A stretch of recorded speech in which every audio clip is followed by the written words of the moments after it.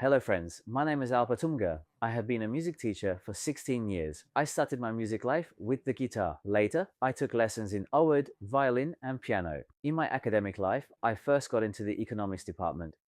I graduated from the Department of Geological Engineering in 2014. I completed the master's program in music at Harlis University Conservatory in 2017. While doing my master's, I took undergraduate courses as electives. In 2018, I was accepted into the doctorate program in musicology and music theory at Istanbul Technical University.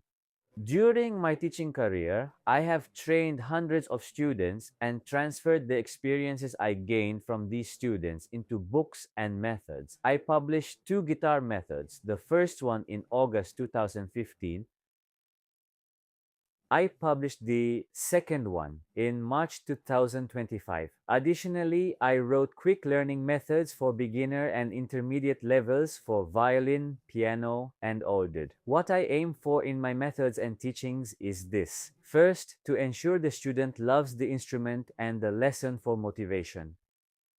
When the student loves the instrument, they can practice for at least 1 hour a day willingly and play the instrument much faster. So, we will conduct our lessons with a method aimed at making the student love the instrument. For example, with one of these methods, by practicing 1.5 hours a day, you can reach a level to perform on stage in about a year. The history of the guitar. According to some views, the Andalusian Umayyads brought the guitar from Morocco, which is currently on the map, to Spain. Another view claims that the Baroque guitar was developed from the four-string Renaissance guitar by the Spanish poet and musician Vicente Espinola. Tracing the guitar before the 16th century is difficult because there is no work written with the guitar from earlier periods. There are a total of 5 types of guitars. The guitar I am holding right now is a classical guitar. The one you see in the picture is an acoustic guitar. The next picture is an electric guitar. The next figure is a 4-string and 5-string bass guitar. And finally, the fretless guitar. In this section, we will get to know the necessary accessories for your instrument. Guitar footrest. This apparatus allows you to raise your right knee for a comfortable hold and ensures the guitar is more comfortably clamped between our elbow and knee, and it is very important. I definitely recommend using it. As you can see in the image, it has different angles. According to these angles, you adjust the height and place it under your right knee. Capo. A capo is used to change the key of a song. In other words, it is used for transposing. For example, if the singer's vocal range is too low or too high compared to the chords we are playing, we can use a capo to more easily adjust these ranges. However, since using a capo makes things easier for us and slows down guitar development, you should only use it at the beginning. You can use it to improve your voice in some songs. I will revisit this topic when we play our first song, Friends. As you can see, the capo device is used by tightening and loosening it from here. And wherever you want to place it, you position it correctly right next to the fret line of the desired fret at a 90-degree angle to the fretboard. You can change the tones this way, friends. There are 2 types of tuning devices. Those that measure by vibration, like the one we see here, and those that pick up sound externally, friends. I find these tuners that work with vibrations healthier because they do not pick up any external sounds. There is no sound interference. At the same time, friends, it comes with a cable. You can also use it with vibrations with this cable. But using this is a bit more practical. You can use it by attaching and securing it to the body of the guitar in this way. How to tune. Playing with an untuned instrument will slow down your musical ear and sound development. It will also damage your musical ear. First of all, I do not recommend using tuning devices specific to the guitar when choosing a tuning device. Because with chromatic tuners, since we see every small unit while tuning, it is impossible to break the guitar strings. However, other types of tuning devices are dangerous for beginners. First, let's memorize the note sequence or write it down on a piece of paper. I am writing the note sequence starting from A, B, C, D, E, F, and G. And I am writing the corresponding letters right below them: A, B, C, D, E, F, and G. After writing these vertically, draw an arrow from left to right and right near the arrow. Now let's draw an arrow from left to right and right near the arrow.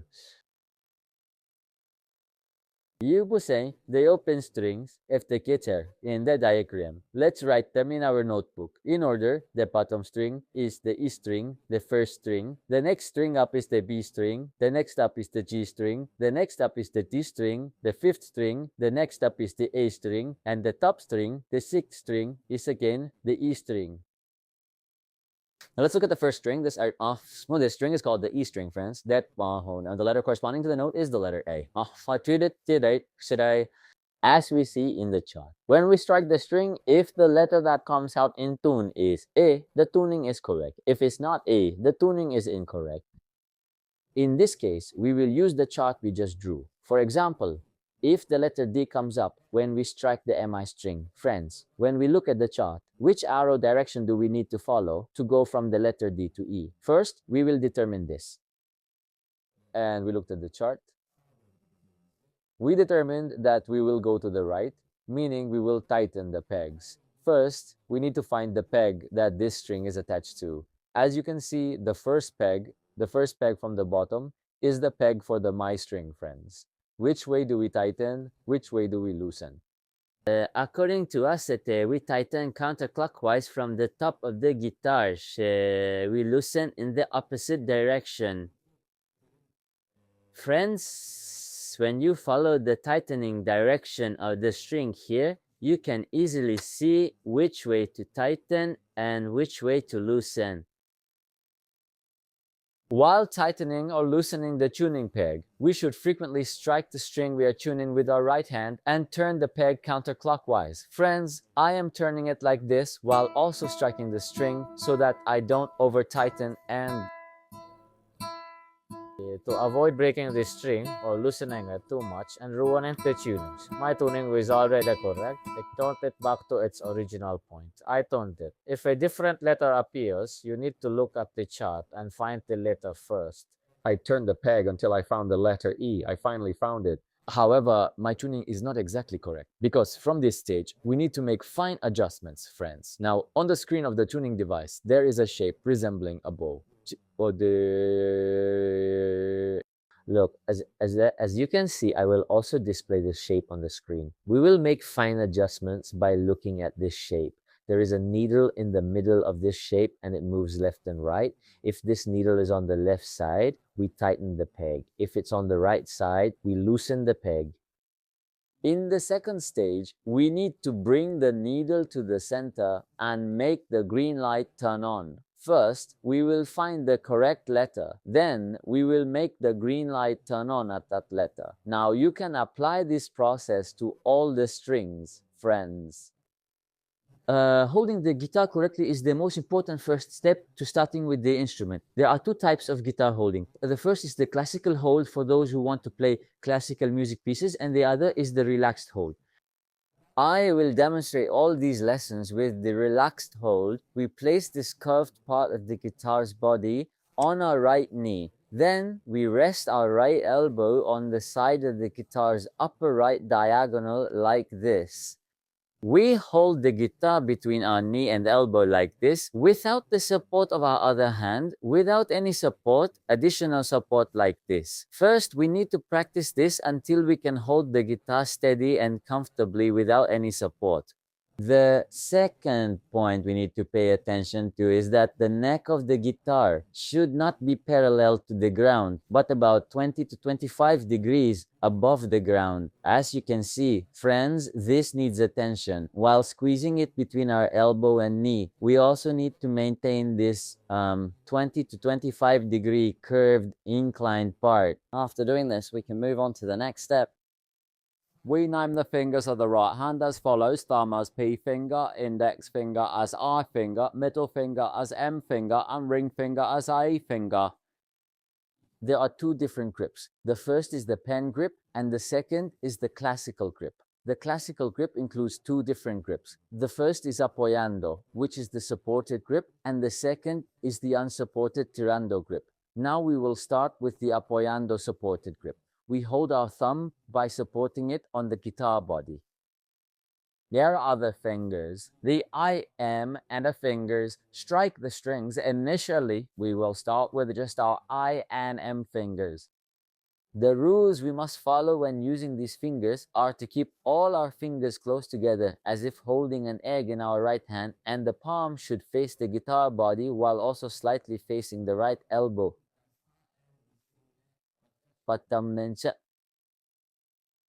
When we move any finger, the other fingers should maintain their position or remain still. Look, friends, my other fingers are not moving. I am only pulling the relevant finger. The guitar string should be plucked first with the nail, then with the fingertip. While doing this, we should use the upper part of our finger. Look, it first hit the flesh, then the nail, first the flesh, then the nail. But we will strike with the upper part of the nail facing us, facing our face.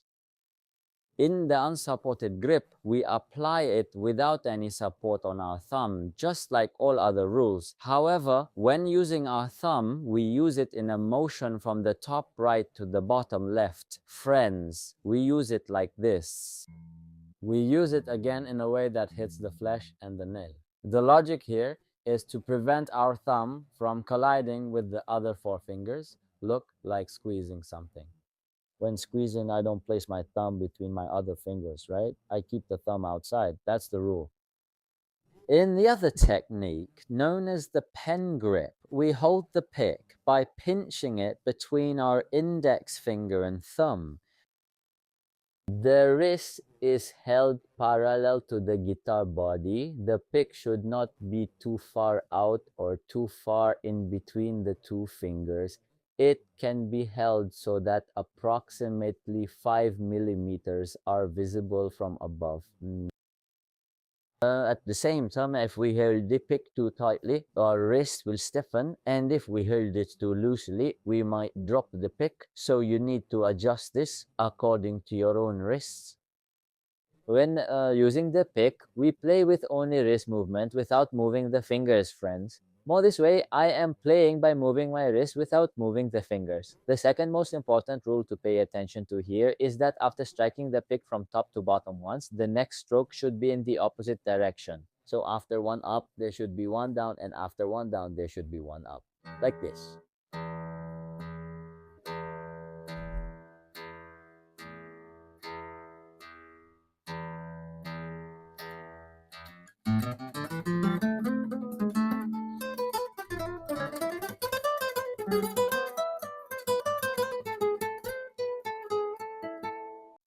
Working on apanado with our right hand. We will work on this with only our I and M fingers. Our first strike will be with the I finger. Then we will strike with the M finger. And after the I finger, it will be M. And after the M finger, it will be I. We must not strike twice in a row with the I finger or twice in a row with the M finger. We can liken these two fingers to our right and left feet. If we try the walk, that is hop with only one foot, we cannot walk properly and we move very slowly.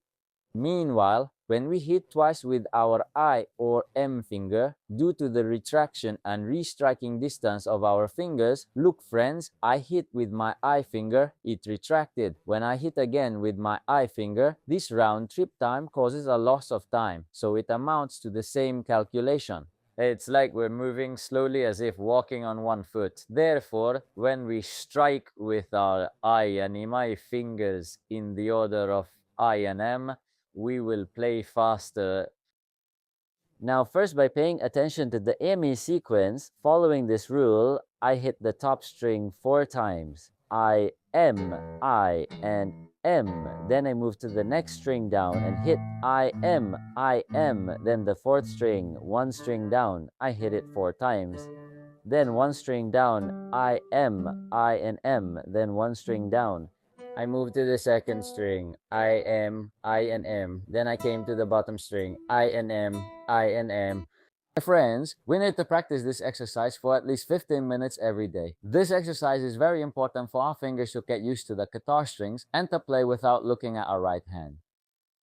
For students who want to work with a pick and want to play acoustic or electric guitar, this is a pick exercise. We can practice the same exercise with the pick, following this sequence from top to bottom. Friends, I mentioned this in the pick rules.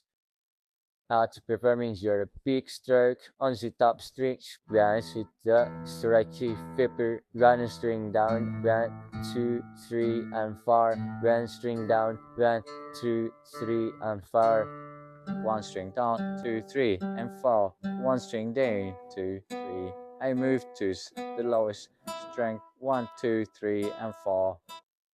We number our fingers as the thumb being the support finger, the index finger as the first finger, the middle finger as 2, the ring finger as 3, and the little finger as the 4th finger. First, when we use our thumb correctly, all our other fingers will largely be correct. While using our thumb, we should definitely not do the following. Our thumb should be visible by a maximum of 1 centimeter when looking at the guitar from the front. So if you raise it too much, the arrangement of all your fingers will be disrupted. Therefore, we need to pay attention to this. Our thumb should not go down to be parallel with the neck part. Normally, it is at 90 degrees to the neck part. We can bend it up to 45 degrees. So we should lower it to be parallel like this. When using our other fingers, if you notice, our fingers consist of 3 joints. I bend all these joints and need to press the fret by bending the last joint at the tip of my finger, which is the 3rd joint, close to 90 degrees. We also need to press very close to the fret line. Friends, when using these 4 fingers, due to the length difference between the little finger and the other fingers, our thumb tilts up to 45 degrees. As you can see, when I use my little finger, my thumb bends up to 45 degrees. First finger, second finger, 3 and 4. When I switch fingers in order and reach the 4th finger, my thumb rotates up to 45 degrees. When we use the bottom string, our thumb goes up, and when we use the top string, our thumb goes down. The reason for this, friends, is because I move my wrist. So to reach the top string, hump it, I push my wrist outward, and naturally my fingers go up and reach. Conversely, when using the bottom strings, I bend my wrist inward and easily press my fingers down. This is for the bottom string. When pressing the top, my thumb goes down. While pressing the frets in other positions on the keyboard, our thumb moves side to side. As you can see, when I change position, my thumb comes along with me like this. We also need to pay attention to this rule when pressing the frets with our 4 fingers. When we press the fret with our larger numbered finger, our smaller numbered finger should not move away from the keyboard. So I'm pressing with the 2nd finger. Since the 1st finger is smaller than the 2nd, I keep my 1st finger right behind the 2nd. On the string, on the fret, I don't lift it, friends. This is very important. I'm pressing with the 3rd finger. I leave 2 and 1, which are smaller than 3, on the fret. When I press the 4th finger, I also leave the 3rd, 2nd, and 1st fingers, which are smaller than 4, on the fret. We place our left fingers on the top string with the first finger on the first fret, the second finger on the second fret, the third finger on the third fret, and the fourth finger on the fourth fret. Then the fifth string, we place them in the same way. Then we move to the fourth string, we place it on the fourth string, then we place it on the third string, then we place it on the second string, then we place it on the first string. After, then we repeat this exercise from bottom to top. 1, 2, 3, and 4. 1 and 2 and 3 and 4. 1 and 2 and 3 and 4. I'm showing it again. 1, 2, 3, 4. 1, 2, 3, 4. 1, 2, 3, 4. 1, 2, 3, 4. 1, 2, 3, 4. 1, 2, 3, and 4. Now from bottom to top. 1, 2, 3, 4. 1, 2, 3, 4. 2, 3, 4. 1, 2, 3, 4. 1, 2, 3, and 4. 1, 2, 3, and 4. While practicing this exercise, our left hand fingers should press the strings very hard. It should be as if hitting down with a hammer. Also, let's not forget that when pressing with the thumb, as we learned before, we should not lift the little fingers. And let's practice paying attention to this rule. We need to practice this exercise for at least 15 minutes every day. Our next exercise is a synchronization exercise. We will simultaneously apply our first exercise, which is right hand pick or apoyando grip practice, and our second exercise, which is left hand practice. When we press the first fret with our first finger on the left hand, we strike with the I finger on the right hand, while the second finger of the left hand presses the second fret. The right hand strikes with the middle finger. Left hand third fret, third finger. Right hand index finger. Left hand fourth finger, fourth fret. Right hand middle finger.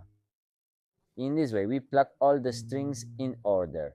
Fifth string, first fret, first finger, I plucked with the index finger. A second finger, middle 3, index 4. I move to the fourth string, 1 index, 2 middle, 3 index, 4 middle.